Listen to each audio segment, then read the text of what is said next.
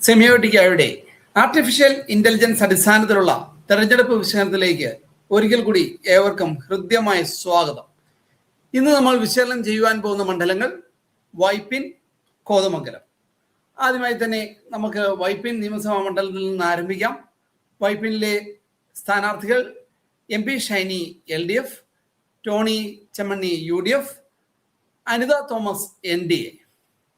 2021 നിയമസഭാ തെരഞ്ഞെടുപ്പിൽ LDF സ്ഥാനാർത്ഥിക്ക് വ്യക്തമായ ഭൂരിപക്ഷം ലഭിച്ച മണ്ഡലമാണ് വൈപ്പിൻ. ഏകദേശം 41% വോട്ട് വിഹിതമാണ് അവിടെ ലഭിച്ചത്.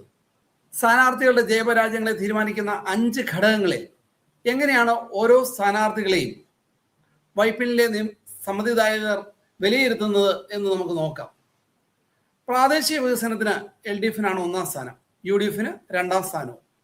യുവജന പിന്തുണ, വോട്ടർമാരുടെ ഇടയിലെ വിശ്വാസ്യത, നേതൃത്വപാടവം, സഹിഷ്ണുതാപരമായ രാഷ്ട്രീയം, ഈ എല്ലാ ഘടകങ്ങളിലും UDF ആണ് 1-ാം സ്ഥാനത്ത്, LDF 2-ാം സ്ഥാനത്തും.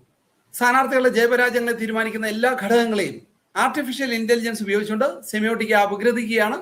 നമുക്ക് നോക്കാം ഇവിടെ ആരാണ് ജയിക്കുന്നതെന്ന്. വൈപ്പിനിൽ ഒരു UDF മുന്നേറ്റമാണ് സെമിയോട്ടിക്ക പ്രവചിക്കുന്നത്. UDF സ്ഥാനാർത്ഥിക്ക് ഏകദേശം 50% വോട്ട് വിഹിതവും, LDF സ്ഥാനാർത്ഥിക്ക് 33% വോട്ട് വിഹിതവും, NDA സ്ഥാനാർത്ഥിക്ക് 18% വോട്ട് വിഹിതവുമാണ് സെമിയോട്ടിക്ക പ്രവചിക്കുന്നത്. ഇനി നമുക്ക് കോതമംഗലം നിയമസഭാ മണ്ഡലത്തിലേക്ക് പോകാം. ഇവിടെ LDF സ്ഥാനാർത്ഥി ആന്റണി ജോൺ, UDF സ്ഥാനാർത്ഥി ഷിബു തെക്കുംപുറം, NDA സ്ഥാനാർത്ഥി അജി നാരായണൻ. 2021 നിയമസഭാ തെരഞ്ഞെടുപ്പിൽ ആന്റണി ജോൺ LDF സ്ഥാനാർത്ഥി 47% വോട്ട് വീതം നേടി വിജയിച്ച മണ്ഡലമാണ്. നിലവിലത്തെ രാഷ്ട്രീയ സാഹചര്യത്തിൽ സ്ഥാനാർത്ഥികളുടെ ജയപരാജയങ്ങളെ തീരുമാനിക്കുന്ന എല്ലാ ഘടകങ്ങളിലും എങ്ങനെയാണ് കോതമംഗലത്തെ സമ്മതിദായകർ രാഷ്ട്രീയ മുന്നണികളെ വിലയിരുത്തുന്നതെന്ന് നമുക്ക് നോക്കാം. പ്രാദേശിക വികസനം, യുവജന പിന്തുണ, വോട്ടർമാരിലെ വിശ്വാസ്യത, നേതൃപാടവം, സഹിഷ്ണുതാപരമായ രാഷ്ട്രീയം, ഈ 5 ഘടകങ്ങളിലും UDFനാണ് അവർ 1-ാം സ്ഥാനം കൊടുക്കുന്നത്. 2-ാം സ്ഥാനം LDFനും. സ്ഥാനാർത്ഥികളുടെ ജയപരാജയങ്ങളെ സ്വാധീനിക്കുന്ന എല്ലാ ഘടകങ്ങളെയും കൂട്ടിയിണക്കി സെമിയോട്ടിക്ക നമ്മൾക്കായി പ്രവചിക്കുകയാണ്. നമുക്ക് നോക്കാം കോതമംഗലം നിയമസഭാ മണ്ഡലം ആര് നേടും. ഇവിടെ ഒരു UDF മുന്നേറ്റമാണ് സെമിയോട്ടിക്ക പ്രവചിക്കുന്നത്. ഏകദേശം 56% വോട്ട് വിഹിതം നേടുമെന്ന് ഉള്ളതാണ്. LDF സ്ഥാനാർത്ഥിക്ക് 36% വോട്ട് വിഹിതവും, NDA സ്ഥാനാർത്ഥിക്ക് 8% വോട്ട് വിഹിതവുമാണ് സെമിയോട്ടിക്ക പ്രവചിക്കുന്നത്.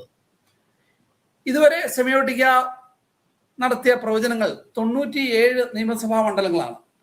ഈ മണ്ഡലങ്ങളിലൂടെ നമുക്കൊന്ന് കടന്നു പോകാം. കാസർഗോഡ് UDF മുന്നേറ്റമാണ്, അവിടെ NDAക്ക് 1 സീറ്റ് പ്രവചിക്കപ്പെടുന്നുണ്ട്. കണ്ണൂരിന് LDF മുന്നേറ്റമാണ്. കോഴിക്കോട് വീണ്ടും UDF മുന്നേറ്റം. വയനാട് UDFന് അനുകൂലം. മലപ്പുറത്ത് വീണ്ടും UDF മുന്നേറ്റമാണ്. തിരുവനന്തപുരത്ത് LDFന് വ്യക്തമായ മുന്നേറ്റമാണ്. അവിടെ NDAക്ക് 2 മുതൽ 3 സീറ്റ് നേടുവാനുള്ള സാധ്യത സെമിയോട്ടിക്ക പ്രവചിക്കുന്നു.